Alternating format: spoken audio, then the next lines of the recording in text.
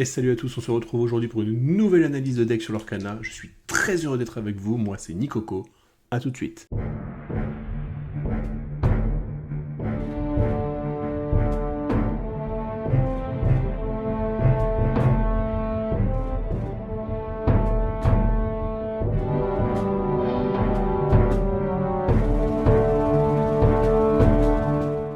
Donc quelle est la couleur des encres du deck que nous analysons aujourd'hui? Acier et émeraude. Donc on va voir ensemble les points clés. Donc le principe du deck, on est parti sur un deck qui va nous permettre de jouer un peu la thématique de la défausse, et nous de piocher, dans le sens où on va essayer de poser une certaine carte qui va nous faire piocher des cartes quand l'adversaire va défausser, lui, de sa main. Donc la répartition des encres, on a une majorité de cartes émeraude, on peut le voir.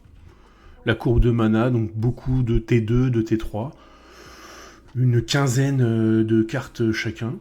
Puis ensuite, on est sur du classique moyen, voilà, avec pas beaucoup de grosses cartes tout de même. On va avoir donc 45 cartes ancrables sur la répartition, 15 cartes non ancrables. C'est en gros la moyenne des decks. Moi, j'aime bien être entre 12 et 16 cartes non ancrables. 40 cartes personnages, on a quand même pas mal de chansons. Du coup, 17 cartes de chansons et 3 cartes action. Donc on va voir ensemble après quelles sont ces cartes. Les personnages. On a donc 2 T1 dans le jeu. On a donc les Ondins ensorcelés, qui est une carte non ancrable, celle-ci, mais très très forte et très importante dans notre deck. Elle est pour 1, elle lore pour 2. Et la seule chose qui est intéressante avec cette carte, c'est qu'elle lore pour 2, et surtout, c'est que quand on la défie, l'adversaire choisit une carte de sa main et la défausse. Ensuite, on a un Robin des Bois traditionnel, j'ai envie de dire, dans l'acier. J'ai préféré mettre le Robin des Bois à 1 que celui à 2 non ancrable. Après, on verra à la fin, on peut changer des cartes tout de même. 3T2, toujours une thématique de défausse. Célèbre carte du chapitre 1, le Finlin Rider, que j'adore, qui est pour 2 ancrable, une 1-2, mais qui lore pour 2, et surtout, quand elle est défiée, l'adversaire choisit une carte de sa main et la défausse. Toujours, on fait perdre des cartes à la main. Eh oui. On n'a plus le Bucky, mais on essaye quand même de jouer des fausses. C'était un deck que j'adorais jouer, donc j'ai décidé de vous proposer ça aujourd'hui.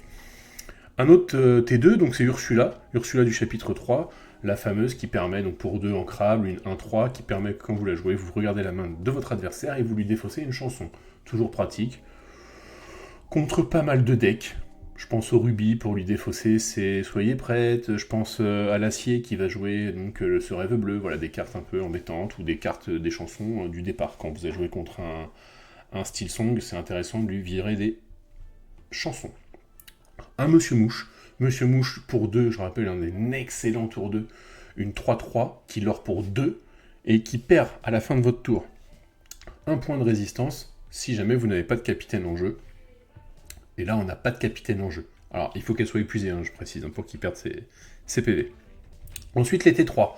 On a un T3 du chapitre 5 classique, Pat. Il est ancrable, 3-3. Je rappelle que lorsque vous jouez ce personnage, les adversaires ne pourront pas jouer d'action jusqu'au début du prochain tour. Elle est là vraiment pour un peu bloquer le tour adverse.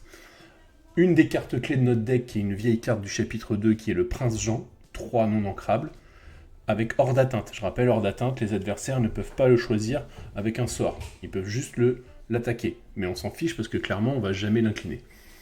Donc c'est une 1-2 qui lore pour 2. Qu'est-ce qu'elle fait? Chaque fois que votre adversaire défausse une carte, vous piochez. Très fort. Très très fort.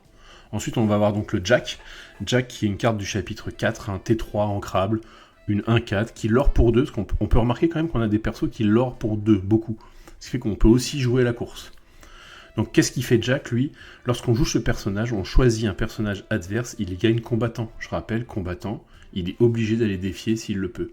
Le but, c'est d'aller cibler des cartes. Comme nous, on va pas mettre notre Prince Jean en attaque, c'est de mettre des cartes de l'adversaire, le forcer à les incliner. Pour nous, après, les trades. Principe de cette carte-là, qui est très très très très forte. Ensuite, on a un T4, et oui, c'est un alter de notre Flynn Rider à 2. Qu'est-ce qu'il dit celui-ci? C'est une 4 pour non ancrable, une 2-3 par contre insaisissable. Et elle lore de base pour 4, mais ce personnage subit -1 de lore pour chaque carte dans les mains de votre adversaire. Donc vu que nous on a tendance à lui enlever des cartes, on va se retrouver avec un Flynn Rider insaisissable qui peut l'aurer pour 3 ou 4. Et ça, c'est très intéressant. Ensuite, une carte T5, toujours on est dans la thématique. Si vous vous rappelez, les anciens, là on reconnaît pas mal de cartes de l'ancien deck des fausses émeraudes. Le Lucifer du chapitre 2, une 5 non ancrable, 2-2, 2 de l'or, et lui qu'est-ce qu'il faisait lorsque vous jouez ce personnage? Chaque adversaire choisit et défausse soit 2 cartes de sa main, soit une carte action. Donc on est vraiment toujours dans cette optique de la défausse. Les boss monsters, le classique en acier, la bête qui est une carte ancrable à 5, 3 de puissance, 5 de résistance. L'Alter 3, on va pas le jouer, j'ai pas mis de la bête, parce que c'est là où on veut qu'elle arrive vraiment en late game. Donc celle-ci, je rappelle, pour la pioche. Si ce personnage n'a aucun jeton dommage sur lui, au début de votre tour, piochez une carte. Sinon, il gagne plus 4 d'attaque, ça devient une 7-5. Et il l'or pour 2. Incroyable. Le Robin des Bois, que vous allez pouvoir jouer avec l'Alter 3, grâce à notre Robin à 1. Donc lui, je rappelle, très fort, carte du 7-3, incroyable, une des meilleures légendaires à l'heure actuelle dans le jeu. Pour 5, ancrable, une 3-6. Qu'est-ce qu'elle fait? Chaque fois que ce personnage bannit un autre personnage via un défi, vous gagnez 2 de l'or. Voilà. Et si ce personnage est banni, vous piochez une carte. Et il or pour 2. Donc soit il or pour 2, soit il tue quelqu'un, il bannit quelqu'un, et il or pour 2. Intéressant. Et le dernier boss monster, c'est la fée clochette. Là, on est sur du classique de chez Acier. Vous avez vu, les boss monsters, ils sont chez Acier. C'est la fée clochette, quand elle arrive, donc c'est une 6 ancrable, 4-5, elle l'or pour 2, quand elle arrive sur le terrain, elle met 1 dégât à tout le monde. Déjà, ça, c'est fait. Et quand elle bannit quelqu'un via un défi, vous pouvez infliger 2 dégâts à un autre personnage. Plutôt fort, bon, je la présente plus, celle-ci, elle coûte une dizaine d'euros à l'heure actuelle, mais vraiment obligatoire, donc beaucoup de decks Acier. Les cartes chansons maintenant, il y en a quelques-unes. Cruelle Diablesse, toujours une carte du chapitre 1. Je rappelle, une chanson pour 2. On peut la chanter donc avec un personnage qui coûte 2. Elle, chaque adversaire choisi défausse une carte de sa main. Basique, vraiment de la défausse. Un peu de gestion, perdu dans l'hiver, choisissez un personnage, infligez-lui 2 dommages et piochez une carte. Intéressant toujours, on fait des dommages et on pioche, carte très forte. 3 non ancrables. Ne parlons pas de Bruno, ça va être la gestion pareil, un petit peu le maxi-outil. Choisissez un personnage et renvoyez-le dans la main de son propriétaire. Puis ce joueur doit défausser une carte au hasard de sa main. On est toujours dans notre thématique. Carte pour 5 du chapitre 4. Chapitre 3, là c'est vraiment de la gestion pure et dure. Quand soudain survint Zeus, une carte qui permet d'infliger à un personnage ou à un lieu 5 points de dégâts. Dernière carte qui nous permet de gérer les objets, le pour les hommes. Chanson à 4, ancrable. Choisissez un personnage, un objet ou un lieu, mélangez-les dans la pioche, dans le deck de son adversaire, et il pioche 2 cartes. C'est un peu cher, mais ça permet vraiment de gérer des objets, des persos, pour 4. Quoi. La seule carte action, c'est le hypnotisé du chapitre 2, qui lui, pareil, chaque adversaire choisit et défausse une carte, et vous piochez. Donc là, il y a un card advantage énorme. Donc la main de départ que j'estime être la plus intéressante, ça va être les 2 T1. Les Ondins ou les Robins des Bois, très important d'avoir au moins l'un ou l'autre. Ensuite, du T2, du Flynn pour mettre une pression, parce que ça va forcer votre adversaire à faire quelque chose, à réagir. Vous allez l'aurer pour 2. La Ursula, qui permet toujours de voir la main en début de partie de l'adversaire, c'est intéressant.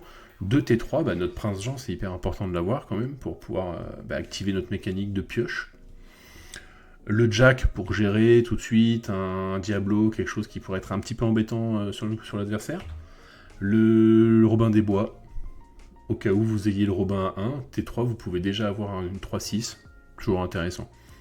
Toujours intéressant. Si vous n'avez pas ça, voilà, faut mulliganer. Des cartes que je propose pour remplacer d'autres cartes que vous n'auriez pas. Par exemple, je pense aux cartes légendaires La Bête qui coûtent un peu cher, les Robins, le Robin ça serait embêtant, mais voilà, on peut pas forcément tout avoir. Donc j'ai intégré du chapitre 5 le miroir du Prince Jean. Ça peut être intéressant de le jouer, c'est une carte qui est ancrable en plus. Pour 3, je vous explique ce qu'elle fait. On joue cet objet, ça vous coûte 1 de moins si vous avez un personnage Prince Jean en jeu. Ça tombe bien en jeu, donc potentiellement on peut le jouer pour 2. Mais ensuite, à la fin du tour de votre adversaire, s'il a plus de 3 cartes en main, il défausse des cartes jusqu'à en avoir 3 en main. Ah, ça peut être intéressant du coup. On va le forcer à pas avoir beaucoup de cartes. Derrière, j'ai mis une carte qui avait fait beaucoup parler à l'époque. Une légendaire que là, pour le coup, si vous voulez jouer une légendaire pas chère, on pensait qu'elle serait très très forte, elle l'a été beaucoup moins. Moi, je l'aime bien parce que dans la thématique du deck, elle rentre bien. C'est Belle. Belle, donc une carte à 5 non ancrables, qui a 3 de force, 3 de résistance. Elle l'or pour 3. Et la particularité, c'est que lorsque ce personnage est défié, le propriétaire du personnage qui l'a défié défausse toute sa main. Donc si votre adversaire vous la défie, il défausse toute sa main. Donc la plupart du temps, il va être obligé de la gérer avec une chanson ou quelque chose comme ça. Et vu que vous avez dit Ursula pour lui enlever les chansons, ça peut être intéressant, elle peut être très forte. T5. Là, Tiberius Rourke, pour moi, une des cartes les plus sous-cotées du jeu, parce que quand même, une carte qui coûte 3 non ancrables, 2 de force, 4 de résistance. Par contre, lorsque vous jouez ce personnage, choisissez un personnage adverse qui gagne combattant. Toujours la même... Comme Jack, toujours le même principe. Mais elle, en plus, chaque fois que votre autre personnage est banni, chaque adversaire perd un éclat de l'or. Toujours intéressant, et je vous ai mis ma petite Clarabelle.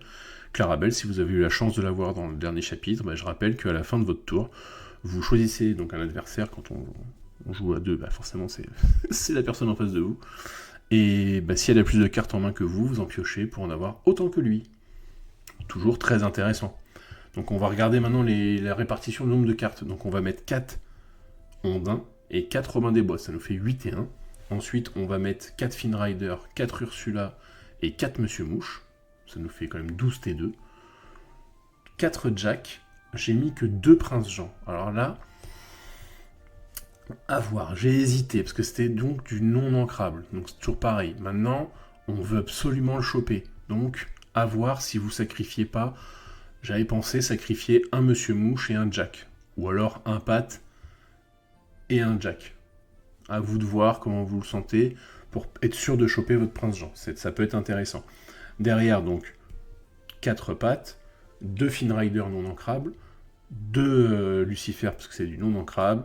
Ensuite, pour pas que le deck coûte trop cher, j'avais mis 2 La Bête, 2 Robin des Bois et 2 Fée Clochette. Par contre, dans les chansons, on a été généreux, on l'a vu au début de la vidéo. 4 Cruelle Diablesse, Hypnotiser, c'est une action, j'en ai mis 3.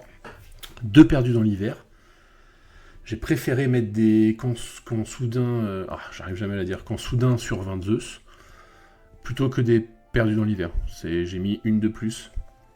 3 Zeus, ensuite 4 Ne parlons pas de Bruno et 4 pour les hommes. Donc, à vous de me dire ce que vous en pensez. Il y a des petites modifications, c'est toujours comme je vous le dis.